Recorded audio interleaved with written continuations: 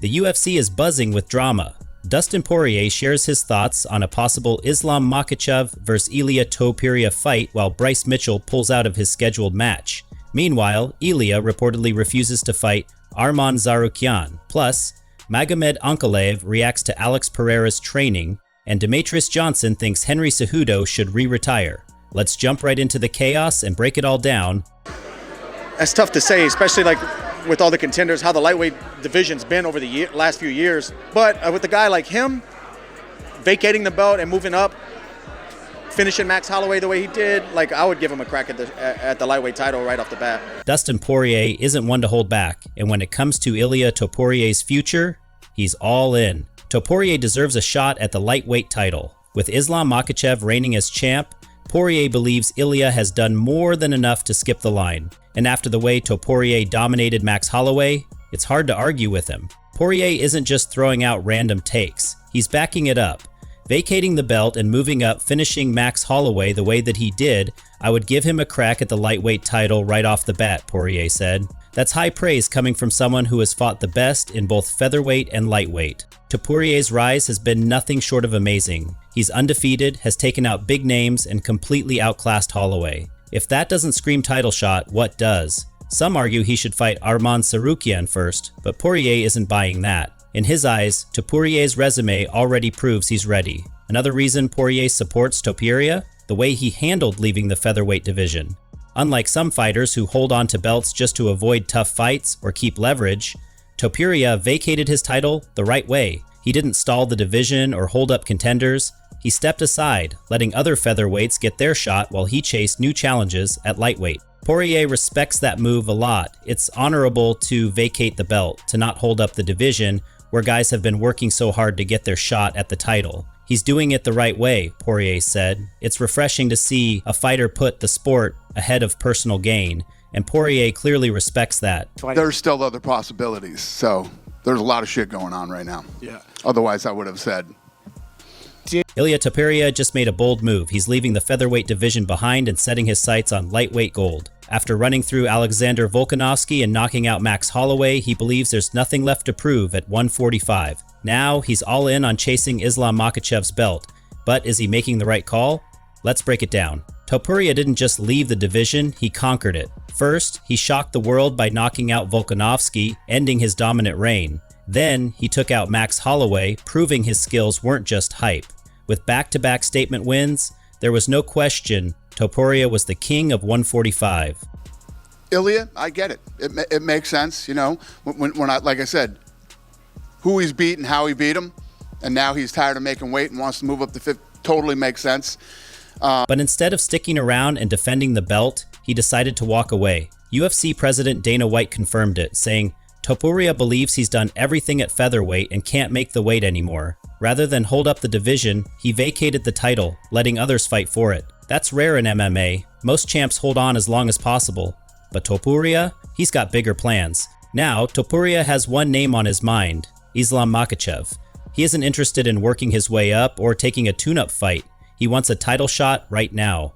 Reports say he turned down a fight with Arman Tsarukyan because he believes he deserves the next shot at the belt. That's a big gamble. Makhachev is an elite grappler who has dominated some of the best lightweights in the world. Topuria, on the other hand, has never faced someone with that level of wrestling. Can his power and striking make up for it? Or is he jumping into deep waters too soon? No matter where you stand, one thing's for sure. Topuria isn't backing down. If the UFC gives him the shot, we could be looking at one of the most exciting lightweight fights in years. I want to let y'all know I'm pulling out of my grappling match on Friday. This is my first time announcing it. Karate Combat don't even know yet. So I'm literally announcing it myself before I tell anybody. I don't want my words to get twisted, and I don't quite trust them with my words. So, yeah, I'm pulling out of the match. And reason being is the great news is I've got a big matchup coming up, big fight coming up. Bryce Mitchell just pulled out of his upcoming grappling match, and fans are wondering why. Turns out he's got something big in the works. A huge UFC fight is on the horizon. But who's he fighting next? And was this the right move? Let's get into it. Mitchell was set to compete in a grappling match against Ilia Topuria at Karate Combat 53, but just days before the event, he shocked fans by backing out. He made the announcement himself, saying, "I want to let y'all know I'm pulling out of my grappling match on Friday. The great news is I've got a big matchup coming up. Big fight." That's all he gave us. No opponent, no date, just a promise that something major is coming. And if Bryce is this excited, you know it's going to be a fight worth watching. Now this is where things get interesting. One name that keeps coming up is Jean Silva, a rising featherweight who just made a big statement at UFC Seattle. After scoring a first-round TKO win, Silva called out Mitchell directly, saying, "Dana, put me in front of him and I'll do the job." Mitchell didn't ignore it. In true Thug Nasty style, he fired back on social media. "There's only one Lord, and it ain't you, fool. You need a country a whoopin'. It will humble you just right." Sounds like these two are on a collision course. This isn't just another fight. It could be a career-defining moment for both guys. Mitchell is currently 17-2 and looking to bounce back into the title conversation. Silva, on the other hand, wants to prove he belongs with the top guys in the division. If Mitchell wins, he solidifies himself as a top contender in the featherweight division. If Silva pulls off the upset, it's his breakout moment. Either way, this fight, if it happens, is going to be fireworks. Alex Pereira is deep in training mode, and let's just say, he's keeping things interesting. The UFC champ just dropped some intense training footage, showing off his wild workouts, including wrestling in the snow with none other than Glover Teixeira. Yeah, you read that right. But while fans are hyped, one man is watching closely, Magomed Ankalaev, and he's got something to say. Pereira isn't your typical fighter. Instead of sticking to a gym, he's out there in freezing temperatures, rolling in the snow, and working on his grappling. The footage has gone viral, with fans calling it both insane and brilliant. His striking is already legendary, but now he's proving he's serious about sharpening his wrestling, something many believe is his biggest weakness.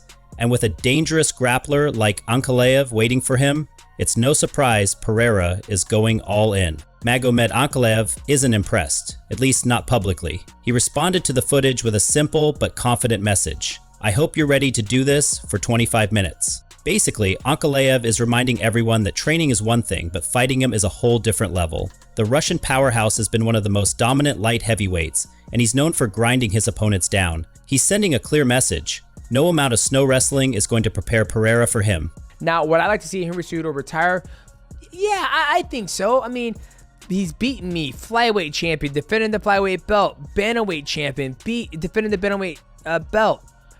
That's more than half the motherfuckers on the roster are ever going to do.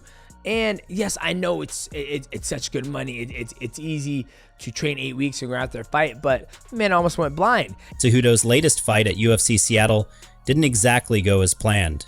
An accidental eye poke from Song Yadong led to a technical decision loss, marking his third straight defeat. Johnson, who knows Cejudo better than most, didn't hold back. "Father Time comes for us all," Johnson said, pointing out the severity of Cejudo's eye injury and questioning whether it's worth risking his health. And honestly, he's got a point. At 37, with back-to-back losses and injuries piling up, Cejudo might be fighting against time more than his opponents. If anyone understands Cejudo's mindset, it's Mighty Mouse. These two have battled it out in the octagon twice. Their first fight at UFC 197, Johnson destroyed Cejudo with the first round TKO. But to Cejudo's credit, he came back stronger, and at UFC 227, he shocked the world by winning a razor-close split decision, ending Johnson's historic title reign. That win changed everything for Cejudo, setting him up for his legendary champ status. But Johnson sees the full picture. He knows firsthand how brutal the fight game is, and why knowing when to walk away is just as important as winning. What do you think? Should Topuria get a title shot? Who's Mitchell fighting next? Drop a comment, and don't forget to like, subscribe, and stay locked in.